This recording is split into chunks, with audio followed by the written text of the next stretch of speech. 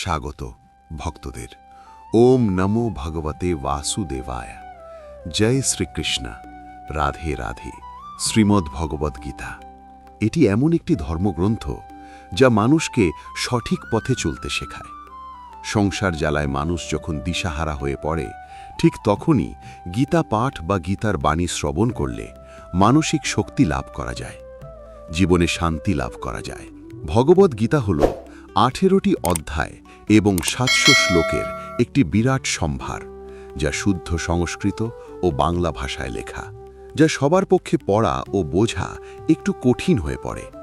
আজ শ্রীমদ্ ভগবদ্গীতার বেশ কয়েকটি শ্লোক সাধারণ বাংলা ভাষায় আপনাদের সাথে আলোচনা করতে চলেছি, যা সকলের জীবনের প্রতিটি পদক্ষেপে কাজে লাগবে।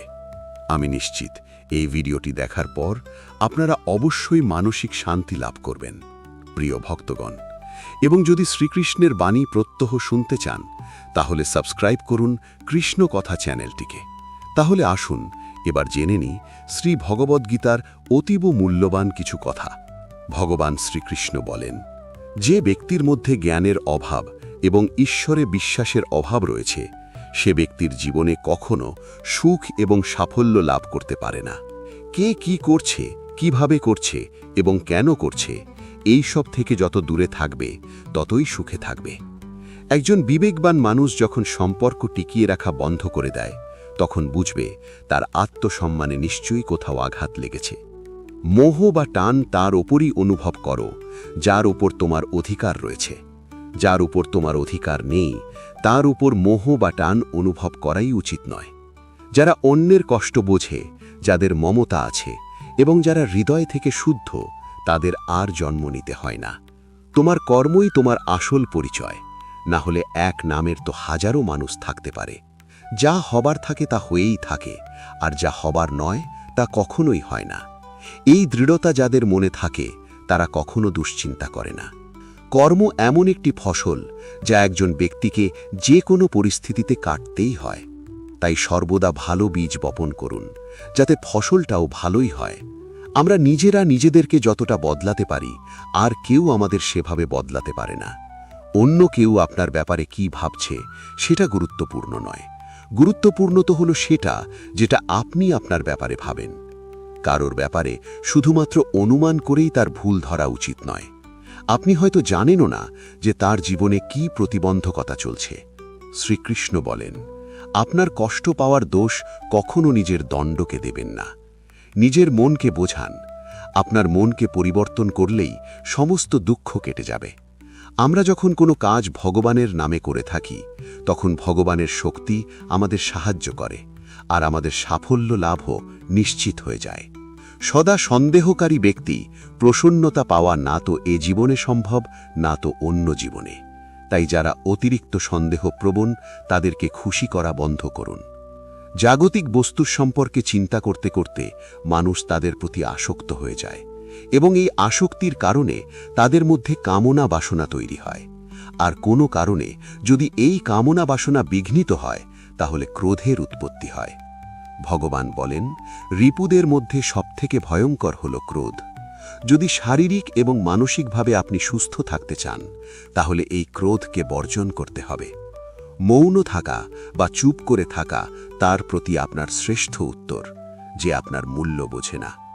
ভগবান শ্রীকৃষ্ণ অর্জুনকে বলেছিলেন, হে পার্থ, যাদের আমার প্রতি বিশ্বাস নেই, আমার প্রতি ভক্তি নেই, তারা আমাকে লাভ না করতে পেরে এই জন্ম মৃত্যুর চক্রে আবদ্ধ হয়ে ঘুরতে থাকে, এই ভৌতিক জগতে বারংবার আসতেই থাকে।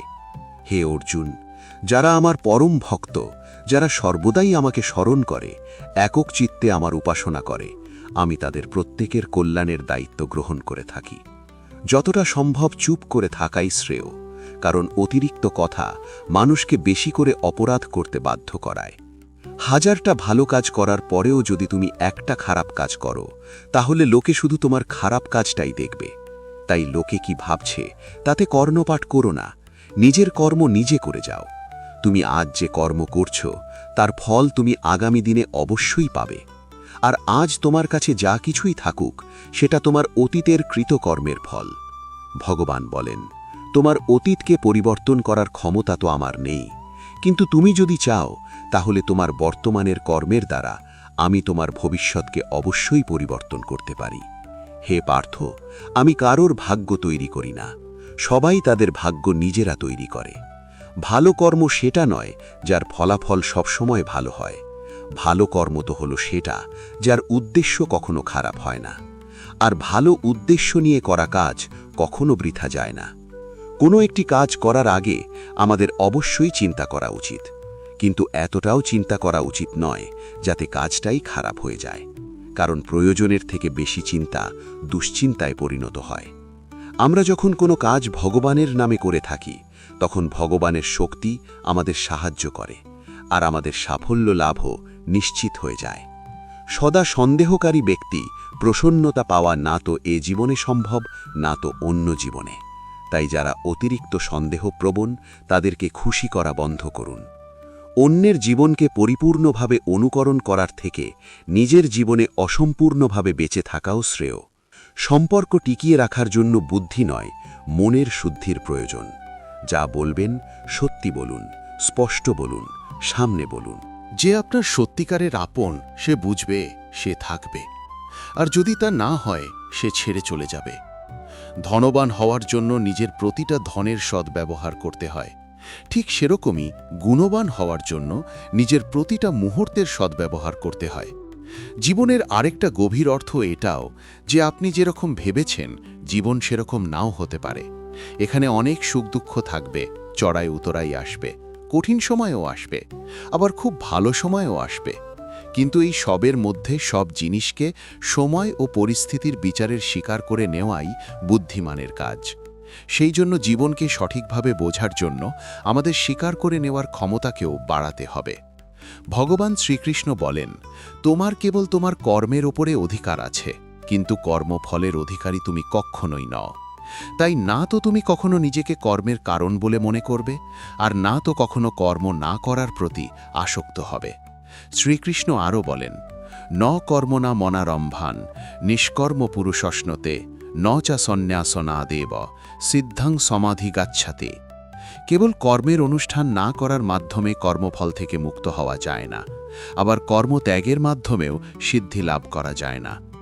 নিয়তম কুরু কর্মত্যাম কর্মজায় হিয় কর্মনা শরীর যাত্রা পিচাতে না প্রসিদ্ধেদ কর্মনা। তুমি শাস্ত্রসম্মত কর্মের অনুষ্ঠান করো, কেননা কর্মত্যাগ থেকে কর্মের অনুষ্ঠানই শ্রেয়। কর্ম না করে কেউ দেহযাত্রা নির্বাহ করতে পারে নাহি। কাশ্চিৎ খানামপি জাতু তিষ্ঠর্ত্যা কর্মকৃত কারিতে হেবশঃ কর্মসর্বপ্রকৃতি জায়র গুণাই।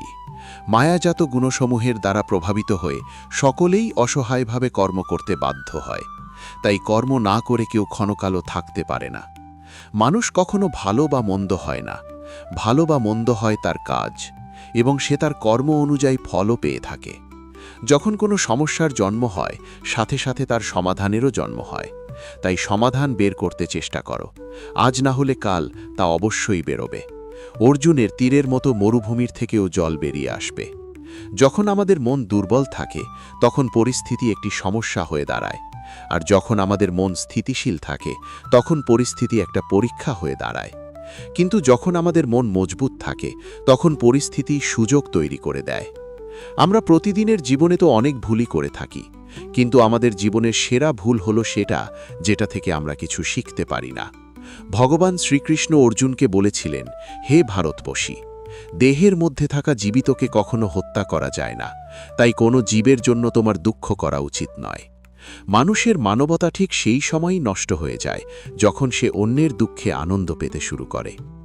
সময় আমাদের শেখায়, না তো জীবন কারোর জন্য সারা জীবন অপেক্ষা করবে, না তো কেউ তোমার জন্য সারা জীবন অপেক্ষা করবে। এই পৃথিবীতে সময় এবং জীবন কারোর জন্য থেমে থাকে না।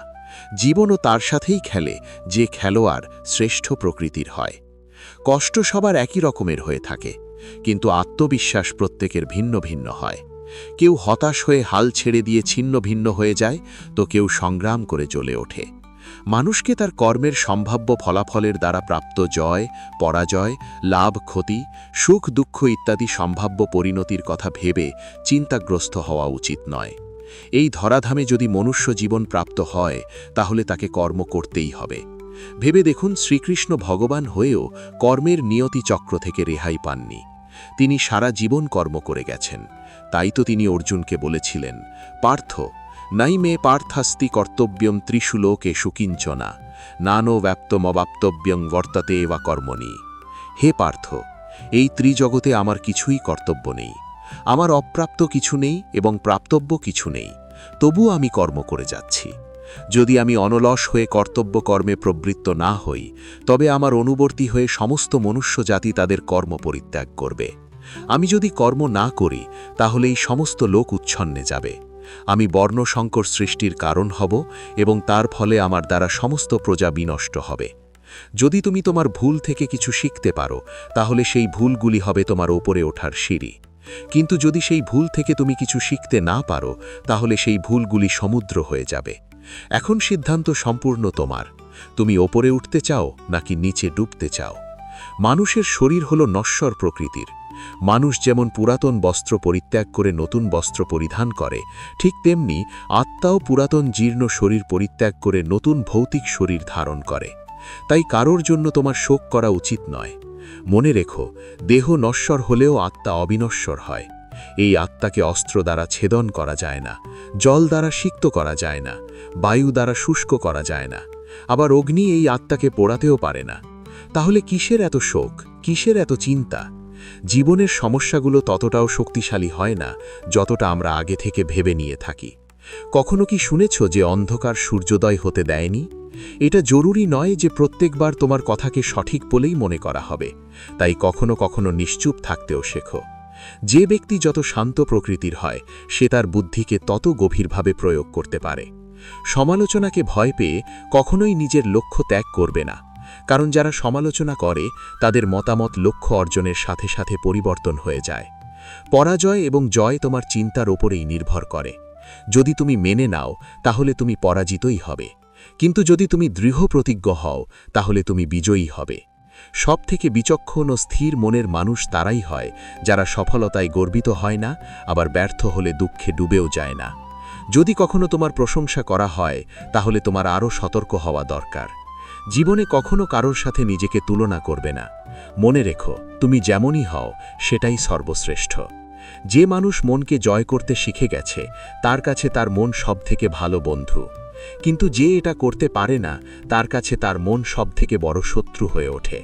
জীবনে অনেক রকম নেতিবাচক চিন্তা আসবে, এটাই স্বাভাবিক, কিন্তু এটা তোমার উপর নির্ভর করছে তুমি তাদের কতটা গুরুত্ব দেবে। একটা কথা মনে রেখো, ভালো দিন পাওয়ার জন্য তোমাকে খারাপ দিনের সাথে লড়াই করতেই হবে। জীবনের কোনো কিছুই চিরস্থায়ী নয়, তাই কঠিন সময় কখনো ভেঙে পড়ো না। খুব তাড়াতাড়ি সমস্যার মেঘ কেটে গিয়ে সমাধানের নতুন সূর্যের উদয় হবেই, কারণ এই পৃথিবীতে সবকিছুই পরিবর্তনশীল। যে ব্যক্তি ইতিমধ্যে নিজের মনকে জয় করতে শিখেছে, সে ইতিমধ্যেই পরমাত্মাকে লাভ করে ফেলেছে। এমন ব্যক্তির কাছে জয় পরাজয়, লাভ ক্ষতি, সুখ দুঃখ, সম্মান অসম্মান সবই একরকম। যে যাই বলুক না কেন, নিজেকে সবসময় শান্ত রাখার চেষ্টা করো, কারণ সূর্যের উত্তাপ সে যতই প্রখর হোক না কেন, তাতে সমুদ্রে জল কখনো শুকিয়ে যায় না। জলে ভাসমান নৌকা যেমন ঝড়ের আঘাতে নিজের লক্ষ্য থেকে দূরে সরে যায়, ঠিক সেরকমই অতিরিক্ত আনন্দ মানুষকে ভুল পথে চালিত করে। ভগবান শ্রীকৃষ্ণ অর্জুনকে বলেছিলেন, হে অর্জুন, একজন ব্যক্তি জীবনে যা চায় তাই হতে পারে যদি সে অবিরত বিশ্বাসের সঙ্গে কাঙ্ক্ষিত জিনিসের ওপর ধ্যান করে। আমাদের অতীত এবং ভবিষ্যতের কথা ভেবে সময় নষ্ট করা উচিত নয়, কারণ যা ঘটে গেছে তাকে বদলানো সম্ভব নয়, আর যা ঘটবে তা তো অবশ্যম্ভাবী। তাই আমাদের বর্তমানেই বাঁচতে শেখা উচিত। পরিবর্তনই হলো সংসারের নিয়ম, এখানে সবকিছুই পরিবর্তনশীল। তাই লাভ ক্ষতি, সুখ দুঃখ, মান অপমান, জয় পরাজয় ইত্যাদির একটি স্থানে অবস্থিত থেকে জীবনকে উপভোগ করা উচিত। নিজের রাগকে নিয়ন্ত্রণ করতে শেখো, কারণ রাগ থেকে ভ্রমের সৃষ্টি হয়। এই ভ্রম বুদ্ধিকে বিচলিত করে তোলে এবং বুদ্ধির নাশ হয়, যার ফলে ব্যক্তি ক্রমশ পতনের দিকে অগ্রসর হতে শুরু করে। রাগ, কামনা, বাসনা, ভয় এগুলি হলো আমাদের পরম শত্রু। যে কোনো কর্ম করার আগে বিচার করে নাও, কারণ সেই কর্মের ফলাফল যা হবে তা আমাদেরকেই ভোগ করতে হবে। তাই যে কোনো কর্ম করার আগে বিচার করো এবং তারপর সিদ্ধান্ত নাও। সম্পর্ক টিকিয়ে রাখার জন্য কখনো কখনো মেনে নিতে শেখো, কখনো কখনো মানিয়ে নিতেও শেখো।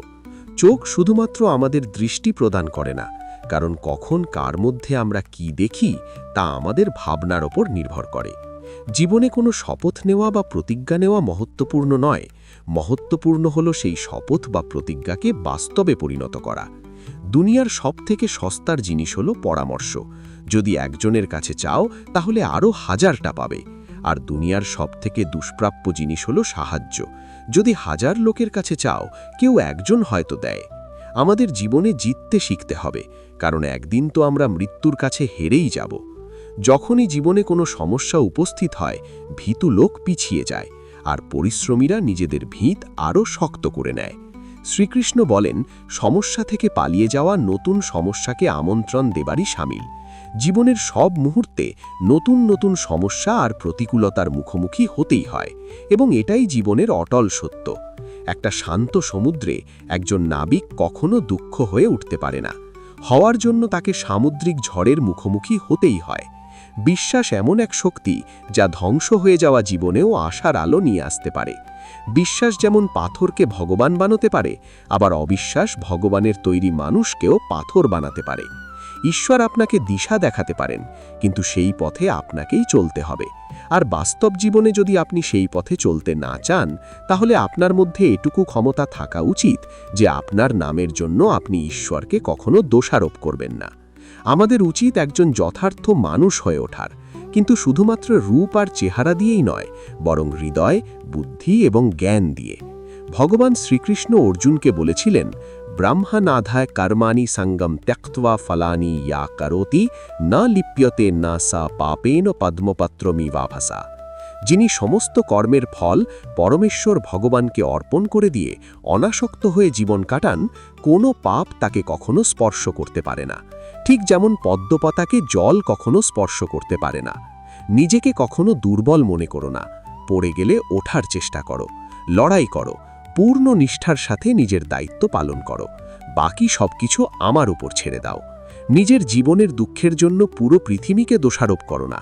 নিজের মনকে বোঝাও, তোমার মনের পরিবর্তন ঘটলেই সমস্ত দুঃখের পরিসমাপ্তি ঘটবে। তোমার নিজের ইচ্ছা শক্তির মাধ্যমে নিজেকে নতুন আকার প্রদান করো, কিন্তু কখনো নিজের ইচ্ছার দ্বারা নিজেকে অপমানিত করবে না। মনে রেখো, ইচ্ছা তোমার পরম বন্ধু হতে পারে, আবার পরম শত্রুও হতে পারে। সময় কখনো একই রকম থাকতে পারে না। যারা অকারণে অন্যকে দুঃখ দেয়, তাদেরকেও একদিন সেই দুঃখ পেতেই হয়। ধৈর্য ধরো। জীবনের সবথেকে ভালো দিন দেখার জন্য তোমাকে জীবনের সবথেকে খারাপ দিনের মধ্যে দিয়েই যেতে হবে।